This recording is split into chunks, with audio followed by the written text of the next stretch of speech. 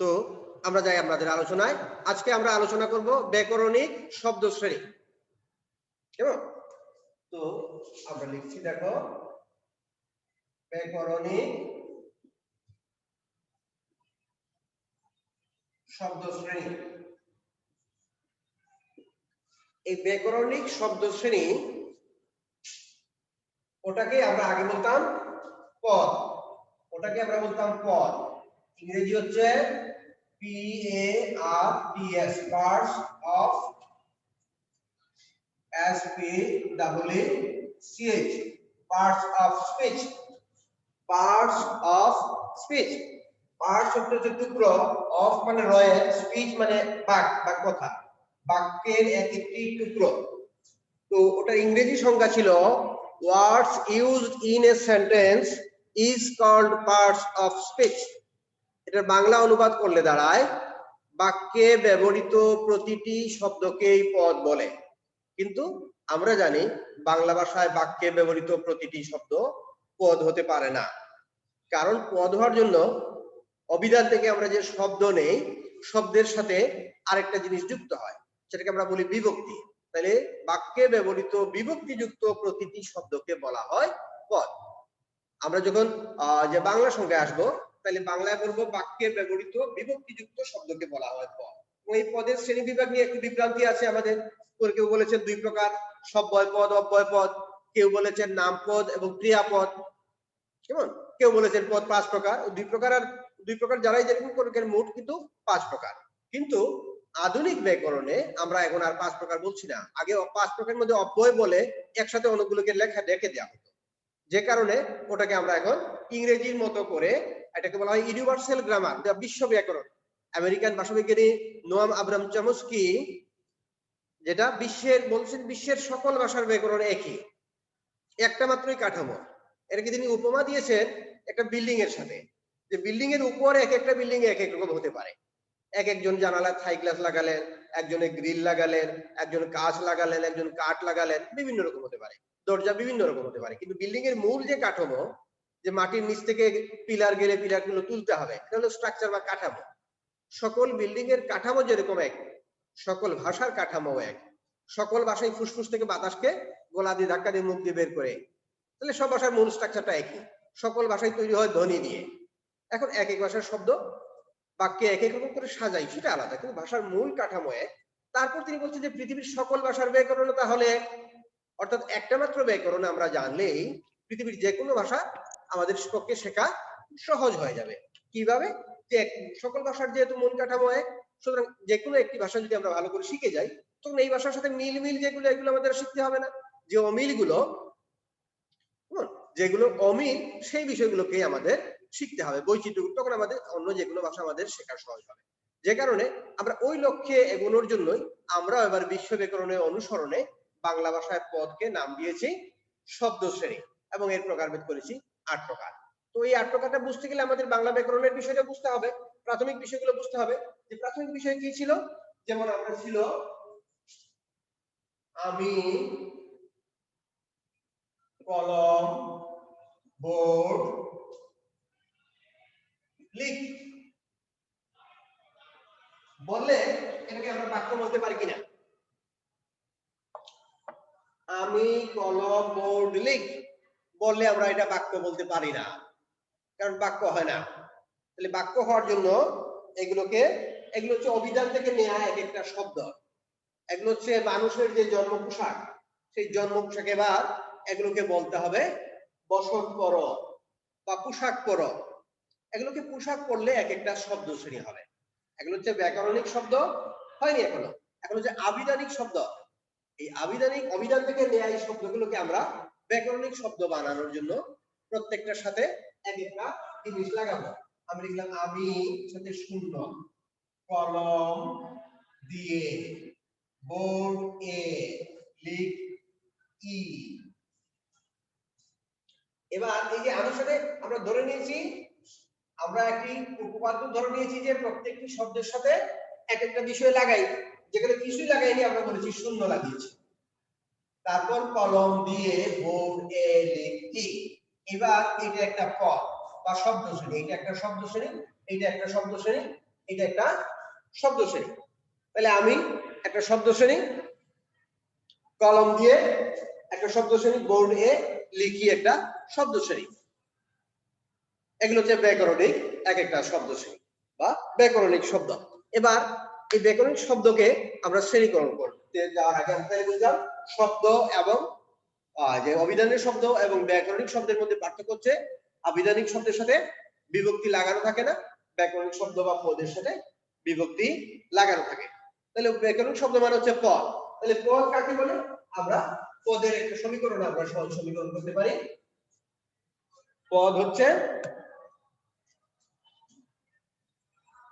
শব্দ যোগ বিভক্তি সমান পদ। তাহলে শব্দ এবং বিভক্তি মিলে পদ হয়। পদের জন্য লাগে শব্দ এবং বিভক্তি, দুটো মিলে হয় পদ। এবার এই পদের প্রকারভেদ আমরা আগের বইয়ে যেটা আমরা শিখেছি সেখানে যাই। আমরা কোন বইয়ে শিখেছি পদ দুই প্রকার, একটা হচ্ছে নামপদ আর একটা হচ্ছে ক্রিয়াপদ। যে পদ দ্বারা কোনো কিছুর নাম বোঝায় তাকে নামপদ বলে,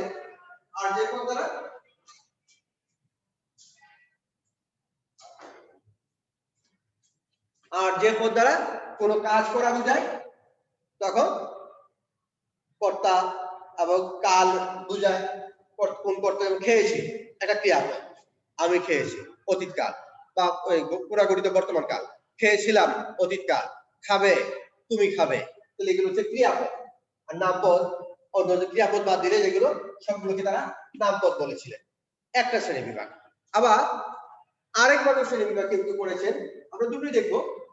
হ্যাঁ, আবার কেউ কেউ করেছেন পদকে দুই ভাগে, একটা নাম দিয়েছেন সব্যয় পদ আর একটা নাম দিয়েছেন অব্যয় পদ। সব্যয় পদ মানে যে পদগুলোর পরিবর্তন করা যায় বা ব্যয় করা যায় সেগুলোকে বলা হয় সব্যয় পদ, আর যেগুলোর ব্যয় বা পরিবর্তন করা যায় না এগুলোকে বলা হয় অব্যয় পদ। সব্যয়, ব্যয় করা যায়, পরিবর্তন করা যায়। যেমন নওশীন, নওশীন সব্যয় পদ। কেন? নওশীনের বহু বচন হয়, নওশীনরা। পৃথ্বী, পৃথ্বীরা, পৃথ্বীদের। কেমন এরকম করে যে পরিবর্তন করা যায় এগুলো হলো সব্যয় পদ। কেমন? কিন্তু অব্যয় পদ হচ্ছে যে পদের পরিবর্তন বা ব্যয় করা যায় না। যেমন উফ, আহ, অব্যয়, এগুলো অব্যয়। এবং কিন্তু এগুলো হচ্ছে অব্যয় পদ। এই, হ্যালো, এই ধরনের যে শব্দ এগুলো হচ্ছে অব্যয় পদ। তাহলে যে পদের পরিবর্তন করা যায় না বা পরিবর্তন হয় না সেগুলো হচ্ছে অব্যয় পদ।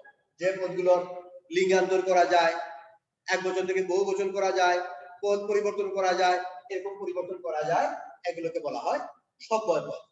এবার এই সব্যয় পদ হচ্ছে চার প্রকার।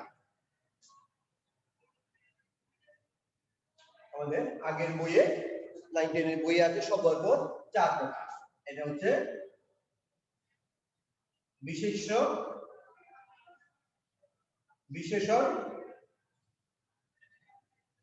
সর্বনাম আর হচ্ছে ক্রিয়া। আর এই অব্যয় পদ, বিশেষ্য, বিশেষণ, সর্বনাম, ক্রিয়া এবং অব্যয় এই মিলে ছিল পদ পাঁচ প্রকার। এবার আমরা ইংরেজি ব্যাকরণে যদি যাই তাহলে আমরা দেখবো যে পদ হয়ে গেছে 8 প্রকার। সেই 8 প্রকারকে আমরা নিতে গেলে আমরা দেখবো বিশেষ্য, ইংরেজি নাউন, বিশেষ্য নাউন। বিশেষণকে দুই ভাগে ভাগ করা হয়, একটা হচ্ছে নাম বিশেষণ, একটা হচ্ছে ক্রিয়া বিশেষণ।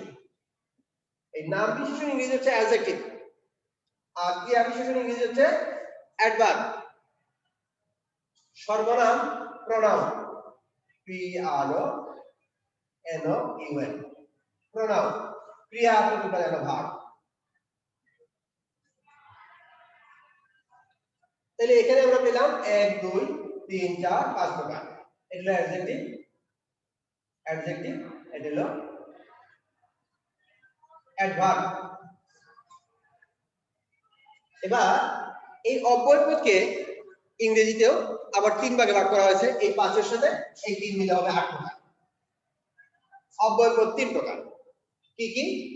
একটা হচ্ছে যোজক, একটা হচ্ছে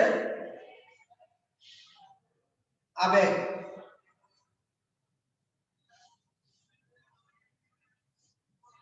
আর আরেকটা হচ্ছে অনুসর্গ।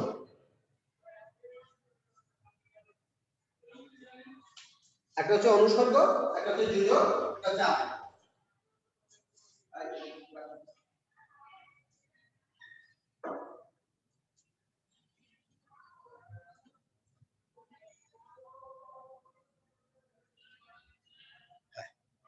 তো অনুসর্গ ইংরেজি হচ্ছে প্রিপোজিশন, আবেগ ইন্টারজেকশন, আর যোজক হচ্ছে কনজাংশন। তাহলে প্রিপোজিশন, কনজাংশন এবং ইন্টারজেকশন, এই তিনটার বাংলা নাম আমরা করেছি অনুসর্গ, আবেগ এবং যোজক। যোজক নাম কেন হয়েছে? কারণ দুটো শব্দকে যুক্ত করে বা আলাদা করে, এটাকে ইংরেজিতে বলা হচ্ছে কনজাংশন, এবং কিন্তু অথবা কিংবা বা এগুলোকে আমরা বলছি যোজক। আবেগ শব্দ বা ইন্টারজেকশন বা এক্সক্লেমেটরি ওয়ার্ড, উহ আহ জি বাহ, এই ধরনের যে শব্দ, এগুলোকে বলা হচ্ছে আবেগ বা ইন্টারজেকশন। এটা হলো ইন্টারজেকশন, লিখে নাও।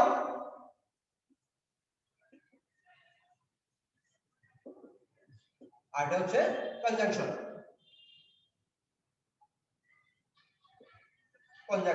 অনুসর্গ হচ্ছে প্রিপোজিশন, পিআরই পিও এসআই টিআই ওএন, প্রিপোজিশন। ঠিক আছে? এই চ্যাপ্টারের উপর আমার আরেকটা ক্লাস আগে দেয়া আছে, দেখো তোমরা সেই ক্লাসটাও দেখতে পারো, ওই যে আমার চ্যানেলে ইউটিউবে দেয়া আছে। তো আমরা এখানে পেলাম অনুসর্গ বা প্রিপোজিশন, যেমন করিমের চেয়ে রহিম, এই যে হতে থেকে চেয়ে, এগুলো হচ্ছে অনুসর্গ। বিনা সুতার গাথা মালা, সুতা ব্যতীত, বিনা, এগুলো হলো অনুসর্গ। অনুসর্গ অব্যয়, যেটা আগের বইয়ে ছিল অনুসর্গ অব্যয় বা পদান্বয়ী অব্যয়, সেটাকে আমরা বলছি অনুসর্গ।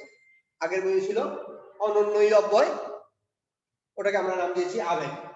আরেকটা বই ছিল কি সমুচ্চয়ী অব্যয়, এই সমুচ্চয়ী অব্যয়কে আমরা এখন আধুনিক ব্যাকরণের নাম দিয়েছি যোজক।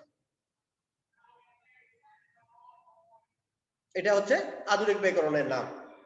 এবার এই শব্দগুলোকে আমাদের, এটা হচ্ছে শব্দ শ্রেণী। তাইলে আমরা পেলাম শব্দ শ্রেণী 8 প্রকার, এবং আমরা এই 8 প্রকার নামের সাথে আমরা ব্র্যাকেটে ইংরেজি নামগুলো লিখে নেব।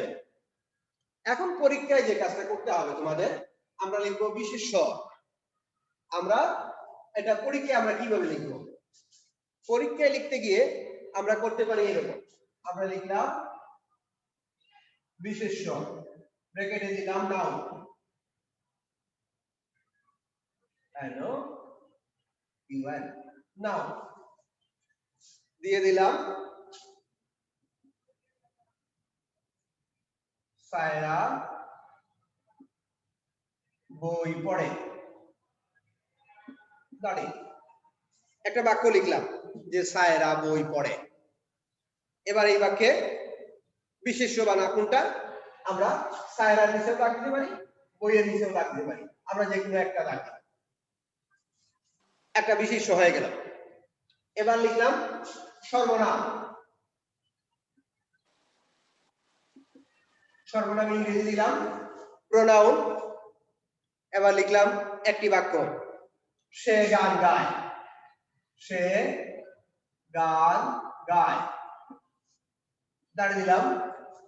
এবার এই বাক্যে সর্বনাম কোনটা? আমরা জানি যে সর্বনাম হচ্ছে সে, এটা নিচে আমরা আন্ডারলাইন করে দিলাম। এবার দিলাম যে নাম বিশেষণ বা বিশেষণ, ওটা নাম দিয়েছে বিশেষণ বা অ্যাডজেক্টিভ। এবার অ্যাডজেক্টিভ দিয়ে একটা বাক্য লিখলাম,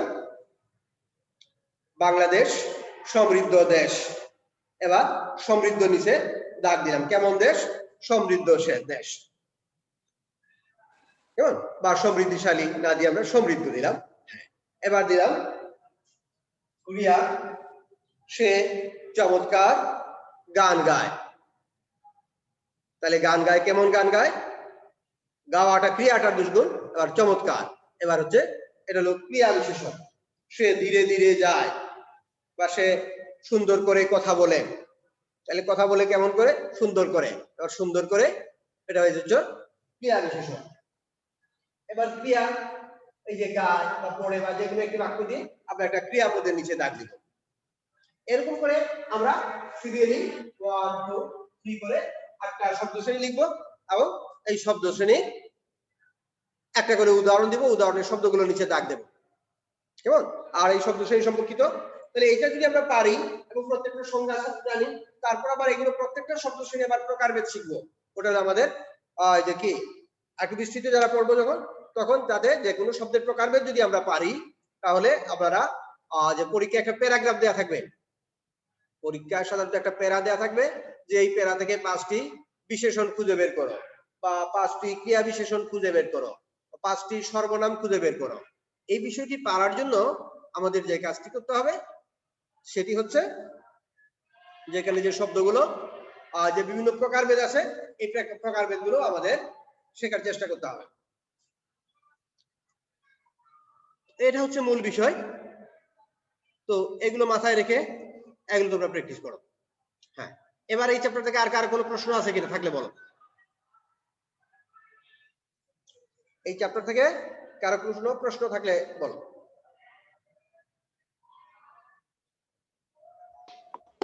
স্যার নমস্কার। বলো। স্যার, সে সুন্দর গান গায়, সুন্দরটা হচ্ছে নাম বিশেষণ, আর খুব সুন্দরের খুব হচ্ছে ক্রিয়া বিশেষণ। নো, না, এটা তো বিশেষণের তাহলে বিশেষণ, খুবটা এটা অ্যাডজেক্টিভ। অ্যাডভার্ব যেটা, ওটা তো ক্রিয়া বিশেষণ। হ্যাঁ, ওটা তো অ্যাডজেক্টিভ। সে চমৎকার গান গায় বা সুন্দর গান গায়, গানটা সুন্দর না, গায় কেমন সুন্দর করে যদি হয়, তখন হয়ে যাবে ক্রিয়া বিশেষণ। সোজা কথা অ্যাডজেক্টিভ আর অ্যাডভার্ব ইংলিশে বুঝবা বিষয়টি, তাহলে ইজি হবে তোমার জন্য। অ্যাডজেক্টিভ এবং অ্যাডভার্ব,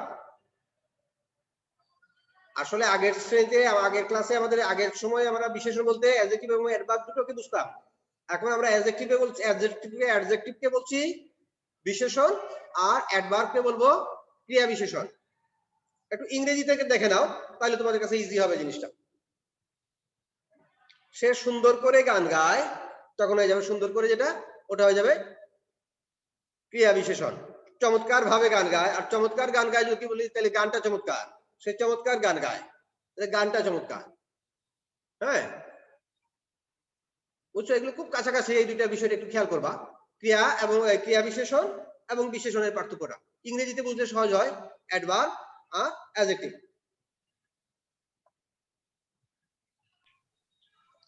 স্যার, শব্দ শ্রেণী আর ব্যাকরণিক শব্দ শ্রেণীতে, সরি, ব্যাকরণিক শব্দ শ্রেণী আর পদ। হ্যাঁ, একই কথা, একই কথা। ব্যাকরণিক শব্দ শ্রেণী, শব্দ শ্রেণী আর পদ একই কথা। পদকে আমরা আধুনিক ব্যাকরণের নাম দিয়েছি ব্যাকরণিক শব্দ শ্রেণী।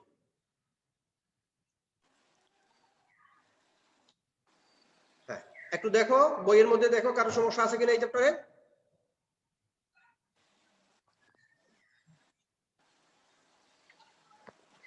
স্যার, আবেগটা, আবেগ, আবেগ শব্দ ইন্টারজেকশন। আবেগ শব্দের আরেকটা সহজ বিষয় হচ্ছে, আবেগ শব্দ ইন্টারজেকশন বানানি ইনজেকশনের মতো একটা শব্দ আছে। হ্যাঁ, আবেগ শব্দের শেষে ইন্টারজেকশন এটা। হ্যাঁ হ্যাঁ হ্যাঁ, আবেগ শব্দের শেষে সাধারণত একটা ইনজেকশনের সুই থাকবে, একটা ইনজেকশনের সুই থাকবে, নিচে একটা অংশ থাকবে।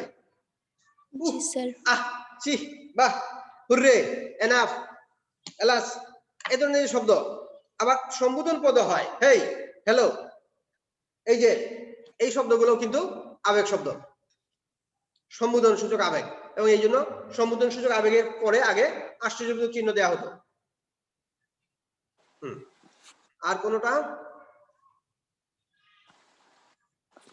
হ্যাঁ, পরীক্ষায় এই শব্দগুলো নির্ণয় করতে পারতে হবে, এবং এটা আরো ভালো পারবে যখন এই যেমন এই যে আবেগ শব্দের আরো প্রকারভেদ আছে, যোজকের আরো প্রকারভেদ আছে, প্রত্যেকটার যদি প্রকারভেদ তোমরা একটু ভালো করে পড়ে নাও, এবং এটার জন্য তোমরা সবচেয়ে ভালো হয় আর যে বাংলা একাডেমির প্রমিত বাংলা ব্যাকরণ নামে একটি বই আছে, সরি বাংলা একাডেমির ব্যবহারিক বাংলা ব্যাকরণ, প্রমিতটা একটু কঠিন, বাংলা একাডেমি ব্যবহারিক বাংলা ব্যাকরণ, ওই বইটা থেকে যদি তোমরা এই চ্যাপ্টারটা একটু ভালো করে পড়ো তাহলে ইজি হবে তোমাদের জন্য।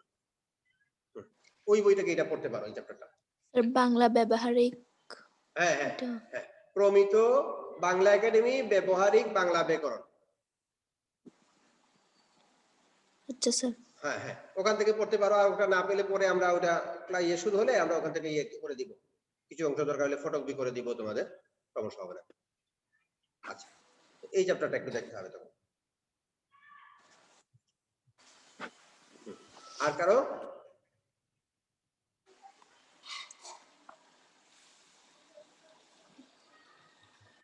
আর কোথাও কারো সমস্যা আছে কিনা?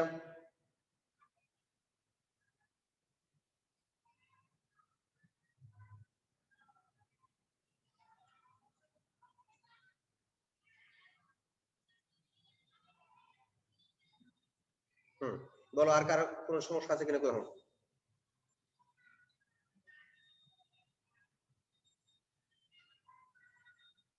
আর কারো সমস্যা নেই? সমস্যা না থাকলে ক্লাস শেষ করবো এখানেই, ঠিক আছে? তাহলে ব্যাকরণিক শব্দ শ্রেণী আমরা ওটা প্রকারভেদ সহ পড়বো। তোমাদের ব্যাকরণের ওই যে 9-10 এর বইয়ে আছে, 9-10 এর বইয়ে পদের চ্যাপ্টারটা একটু ভালো করে পড়ে নেবে, পড়ে নিয়ে এবং ইংরেজিতে পড়ে নেবে যে ওই 8 প্রকার পদটা সহজ হয়। ইংরেজিতেও যদি তোমরা পড়ে নাও 8 প্রকার পদের শ্রেণী বিভাগটা, ওখান থেকে বাংলায় তোমরা ট্রান্সলেট করতে স্যার পারো। ইংরেজিটা তো পড়া আছে, ইংরেজিটা হ্যাঁ তো হ্যাঁ, এই জন্যই পড়ছি। বলতেছি ইংরেজিতে তোমরা এগুলো হাই স্কুল লেভেলে পড়েছো বা অনেকে প্রাইমারি লেভেলেও কিছুটা পড়েছো, ওখান থেকে মিলিয়ে নিলে কিন্তু জিনিসটা খুব সহজ হয়ে যাবে।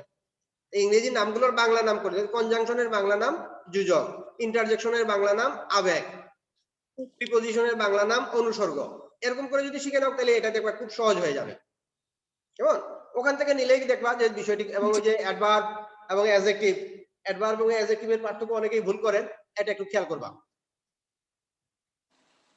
কেমন? যেমন হি ইজ ভেরি কাইন্ড, তিনি খুব দয়ালু, দয়ালু হচ্ছে অ্যাডজেক্টিভ, কিন্তু কাইন্ডলি দয়া করে, দয়া করে কাজটি করো তখন হচ্ছে ক্রিয়া বিশেষণ অ্যাডভার্ব। এই যে অ্যাডজেক্টিভ থেকে অ্যাডভার্ব হয়ে যায় কি রকম, ওটার বাংলা অনুবাদ করলে দেখবা যে অ্যাডজেক্টিভ এবং অ্যাডভার্বের পার্থক্য তোমরা বুঝে যাচ্ছ। এই জায়গাটা বুঝলে আর সমস্যা হবে না। তাহলে আমরা পরের ক্লাসে কিন্তু ফার্স্ট পেপারে যাব সহপাঠে। আজকের ক্লাস এখানে, সহপাঠটা তোমরা একটু পড়াই ফাঁকে, আমরা 40-এ শুরু করব সহপাঠের ক্লাস। আজকের ক্লাসটা এখানে শেষ করছি, ধন্যবাদ সবাইকে। আসসালামু